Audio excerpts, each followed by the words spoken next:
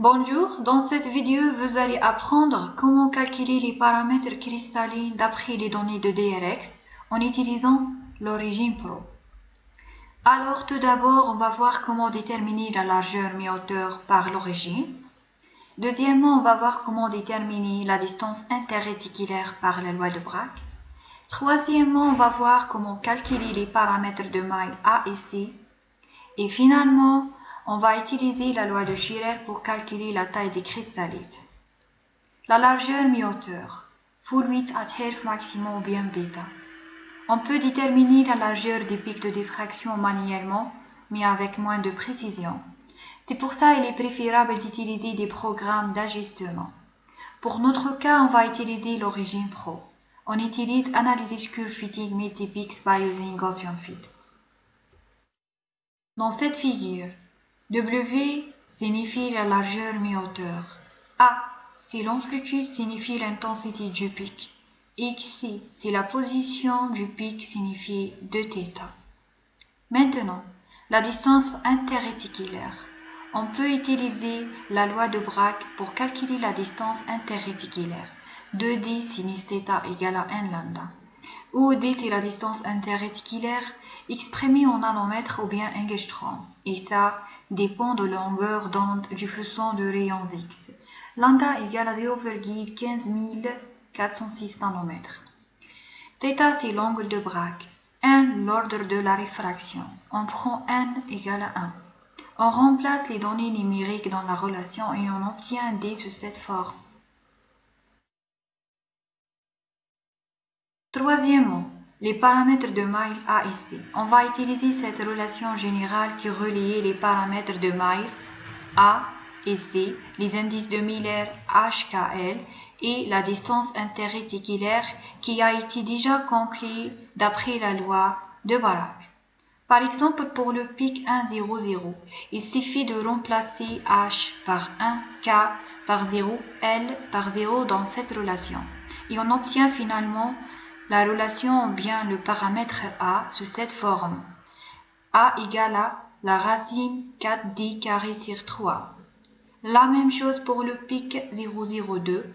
On obtient le paramètre C sous cette forme. C égale à 2D 002. Finalement, la taille des cristallites. On peut calculer la taille des cristallites par la loi de Scherrer. D égale à K lambda sur bêta cosinus θ. Où D, c'est la taille des cristallites exprimée en nanomètres ou bien angstrom. Et ça aussi dépend de la longueur d'onde, où la longueur d'onde est égale à 0,15406 nanomètres. K, c'est la constante de Scherrer égale à 0,9. Bêta, c'est la largeur mi-hauteur exprimée en radians. Θ, c'est l'angle de diffraction exprimé en degrés. La même chose, on remplace les données numériques dans la relation et on obtient D sous cette forme. Maintenant, on va voir l'origine Pro pour déterminer la largeur mi-hauteur.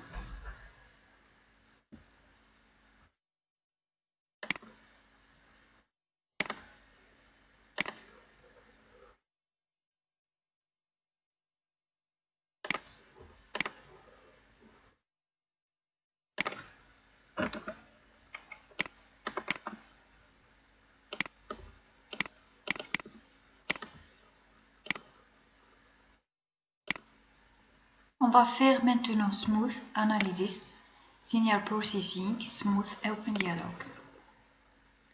Là, on a l'ordre de polynôme, le point d'ajustement, le preview. Là, la couleur noire représente la courbe expérimentale réelle. La couleur rouge représente la courbe ajustée théorique. On va faire OK.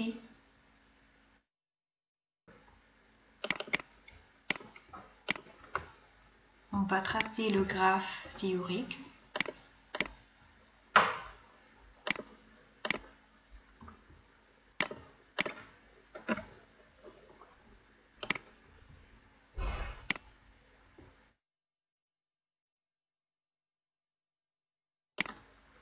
Maintenant, on va faire l'ajustement gaussien.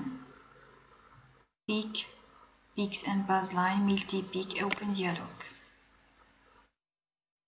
On va choisir Gaussian. Double-clic de pic Pix.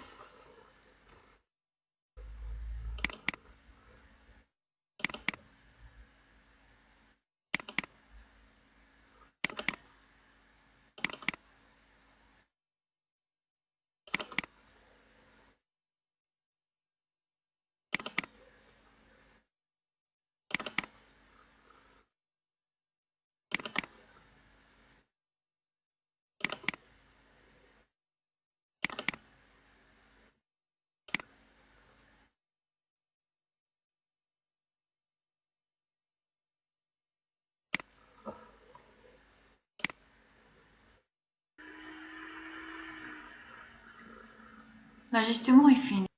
Là, on a les numéros de pic de 0 jusqu'à 11.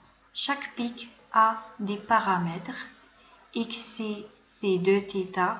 A, c'est l'intensité maximale du pic. W, c'est la largeur mi-hauteur du pic. On va faire maintenant Done pour mettre le OK.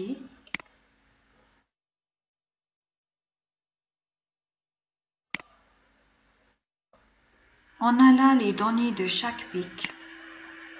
Nous intéressons uniquement à ce tableau. Là, on a l'ajustement R², 0,97, donc c'est très bien. On a les informations concernant tous les pics, la valeur et l'erreur standard. On va prendre les valeurs de 3 premiers pics uniquement parce qu'elles sont les plus intenses. 2θ, l'intensité maximale et la largeur mi-hauteur. On va faire copier-coller de ces valeurs à l'Excel.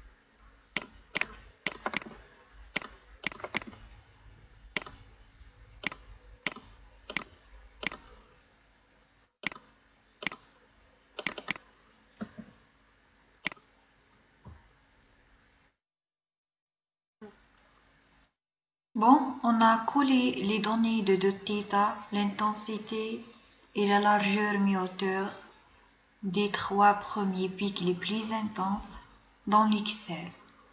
Maintenant, on va calculer la distance interréticulaire, le paramètre de maille A, C et la taille des cristallites d'après les lois qu'on avait déjà. On commence par la distance interréticulaire. Bon, pour calculer la distance interréticulaire, on va utiliser cette relation.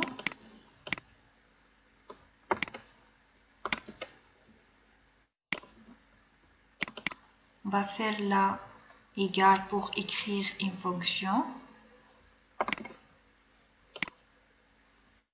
sur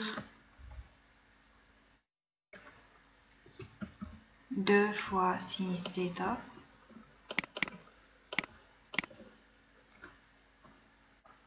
la fonction sinus double-clic θ radian double-clic l'angle. Pour obtenir l'angle θ, il suffit de faire 2θ sur 2.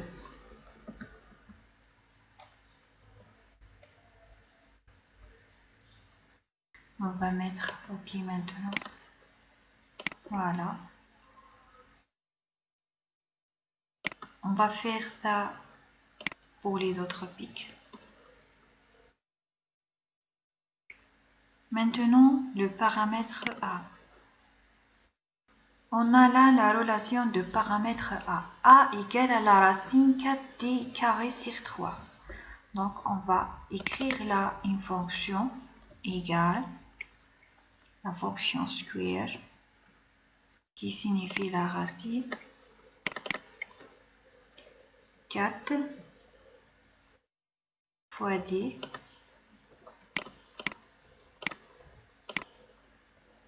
bien sûr du plan 1, 0, 0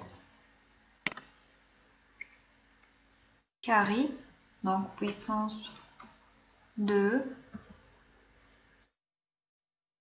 sur 3. On va mettre l'accord. Voilà. La même chose pour le paramètre C. Le paramètre C, d'après cette loi, égale 2D. Mais D du plan 0, 0, 2. Donc là, on essaie d'écrire là une fonction égale 2 fois D.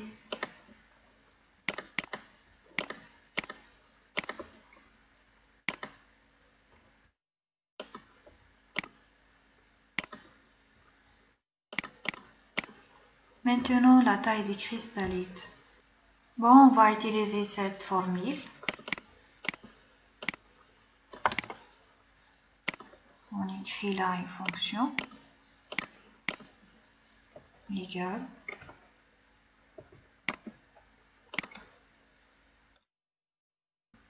sur full width at half maximum mis en radian, là en degrés. C'est pour ça il faut mettre radian.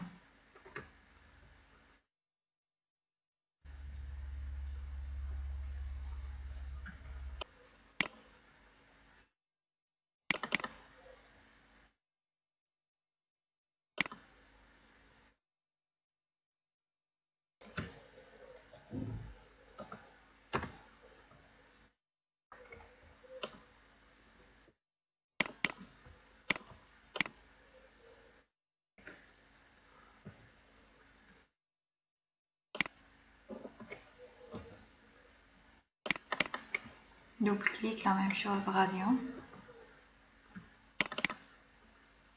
Radian de l'angle θ. Donc la même chose.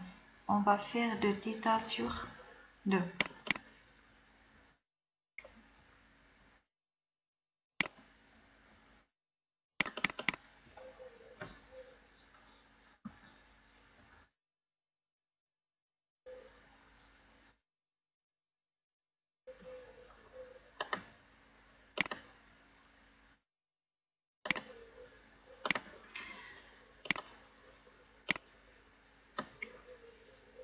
La taille des cristallites de chaque plan de diffraction. Maintenant, on veut déterminer la taille moyenne des cristallites. Donc, on va faire là la fonction average. Double-clic de ces tailles de cristallites. On ferme la parenthèse et on va mettre OK. Voilà, c'est la taille moyenne du cristallite. Donc, on a ce tableau qui présente les deux θ, l'intensité, la largeur mi-hauteur de tous les plans cristallographiques. On a calculé la distance interréticulaire de chaque plan. On a calculé le paramètre A et C de la structure hexagonale de l'oxyde de zinc.